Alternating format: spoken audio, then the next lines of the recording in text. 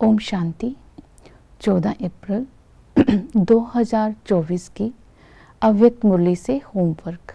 आज की अव्यक्त मुरली है, कर्मातीत अवस्था तक पहुंचने के लिए कंट्रोलिंग पावर को बढ़ाओ, स्वराज्य अधिकारी बनो। इसके लिए आज हम लक्ष्य लेंगे, बाप समान कर्मातीत अवस्था को प्राप्त कर भविष्य में राज्य भाग्य लेने का पुरुषार्थ करना है।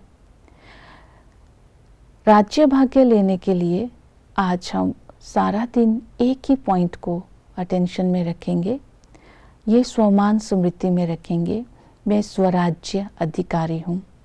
स्वराज्य अधिकारी अर्थात सर्व कर्म इंद्रियों का राजा, सूक्ष्म और स्थूल कर्म इंद्रियों का राजा। इसके लिए अपनी चेकिंग करते रहेंगे, कर्म करते समय भी मैं राजा हूँ, मैं राज्य अधिकारी हूँ, पर राज्य अधिकारी तो नहीं बना। पर राज्य अधिकारी बनना मतलब कर्म इंद्रियों के वश में होना। राज्य अधिकारी बनना मीन्स आत्मा का राज्य कर्म इंद्रियों पर होना। दूसरा ये चेकिंग करना है कि कर्म इंद्रियों पर रूलिंग और कंट्रोलिंग पावर चल रही है, क्योंकि राजा की विशेषता है रूलिंग और कंट्रोलिंग पावर। इस विशेषता को चेक करते रहना। फिर राज्य कारोबारी ऑर्डर प्रमाण कार्य कर रहे हैं, ये चेकिंग करना। मेरा राज्य अखंड अटल निर्विघ्न चल रहा है, ये चेकिंग करना। तो स्वराज्य अधिकारी बनने के लिए ये अपने अंदर आज सारा दिन चेकिंग करते रहेंगे। स्वराज्य को खंडित करने वाली जो संस्कार है, जो स्वभाव है, जो बातें हैं, आज उन पर विशेष अटेंशन देंगे और उनको दूर से पहचान कर ख़त्म करेंगे। जैसे स्वराज्य को खंडित करने वाले स्वभाव संस्कार हैं व्यर्थ, नेगेटिव, परचिंतन, आलस्य, अलबेलापन, दिल शिकस्तपन। ये सब बातें, ये स्वभाव, ये संस्कार हमारे स्वराज्य को खंडित करते हैं। तो बाबा ने कहा, जो दिल शिकस्त होता है उसके क्या संकल्प चलते हैं, क्या भाषा होती है, पता नहीं सफलता होगी या नहीं होगी। जो अलबेले होते हैं वो कहते हैं बाप के तो हम है ही है, बाप तो हमारे साथ है ही है। अगर बाप के हम हैं, बाप साथ है, तो बाप के गुण भी तो कर्मों से दिखाई देने चाहिए। तो इस तरह जब हम आलस और अलबेलेपन में आ जाते हैं तो नेगेटिविटी अंदर एंटर कर जाती है।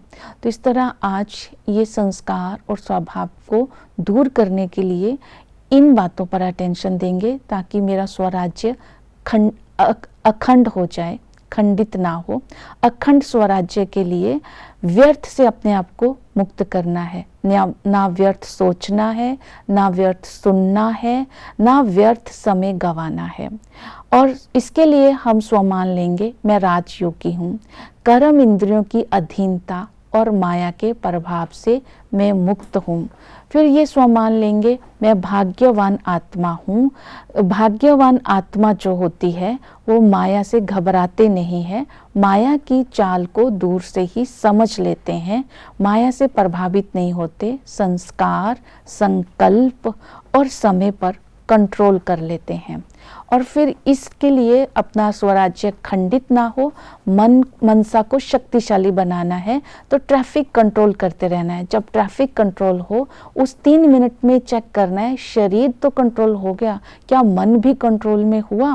फिर इसके साथ शुभ चिंतन करना है, शुभ चिंतक बनने का सहयोग भी देना है।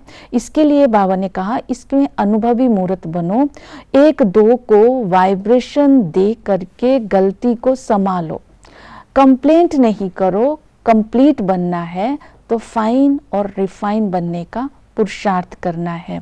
फिर बार बार ये भी ड्रिल करते रहना है, सेकंड में कभी परम धाम जाओ और कभी सूक्ष्म वतन में जाओ। ये ड्रिल का अभ्यास करते रहेंगे तो मनसा भी शक्तिशाली रहेंगे। और शक्तिशाली बनने के लिए ये सदा अखंड स्वराज्य रहे, तो समथिंग और सम टाइम, ये 2 शब्दों को खत्म करना है। समय को व्यर्थ नहीं गंवाना, तो एवर रेडी शब्द को याद रखना है। एवर रेडी अवस्था के द्वारा जब हम सेवा करते हैं तो सेवा में सफलता भी होती है और समय भी वेस्ट नहीं जाता है, और सदा ही अखंड हमारा स्वराज्य रहे। तो बाबा के साथ कंबाइंड होकर के हर कर्म करेंगे। जब कंबाइंड स्वरूप के अनुभव को इमर्ज करेंगे तो बाबा सर्वशक्तिमान की शक्तियों को यूज करेंगे, तो कोई भी माया का वार नहीं होगा, माया हार खा लेगी और हम कर्म इंद्रियों के राजा बन जाएंगे। शांति को बढ़ाना है, बाबा को साथ रखना है, कर्मातीत अवस्था को पाना है, इस लक्ष्य को सदा ही स्मृति में रखेंगे, तब हम बाप समान बन करके अपने स्वराज्य को प्राप्त कर सकते हैं। ओम शांति।